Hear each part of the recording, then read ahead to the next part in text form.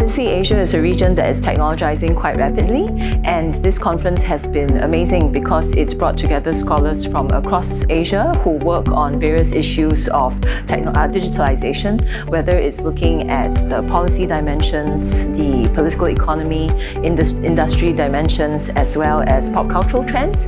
We've been able to exchange lots of ideas and rich insights that I believe will be of great interest, not just to academics and students, but also policymakers. I think Asia is a great object or set of objects of study for the digital, because many of the digital technologies internationally are here in Asia, used by hundreds of millions of people. So the internet, for instance, is really being used by more people in this region than elsewhere around the world. And emerging technologies, whether it's facial recognition, whether it's payment systems, are unfolding here as well.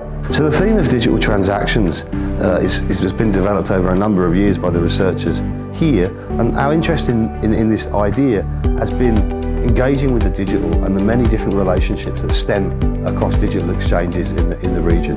So of course everyday transactions are the building blocks of any society, and so changes in transactional norms, in transactional means, have really profound implications for the way that we live. And the digital is currently remediating all of those systems, all of those protocols. It's introducing novel ways of paying for things, novel currencies for paying for things, and new kinds of relationships, both social, economic, and also personal, between people in Asia. In the context of labor, digital labor, which I study, it's very crucial to look into Asia, the way history and culture has shaped the way we deal with labor, and also how we will interpret the way that the digital technologies is reshaping the different relationships around labor and platforms. Digital Asia as we can think of that as a research platform. So firstly, to think of it as a network of scholars coming together from various parts of the world, but mostly from Australia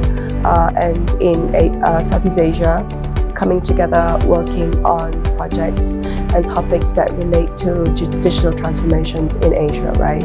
So to think of it as a network of scholars in the first instance. And then in the second instance, to think of it as a theoretical approach, and that way a kind of commitment to the space of digital Asia, and that may or may not be in geographical Asia. In terms of the digitalization of society, we are looking at some interesting issues around, for example, algorithmic biases, around the use of big data and the dominance of some incumbent companies in controlling the access to these data.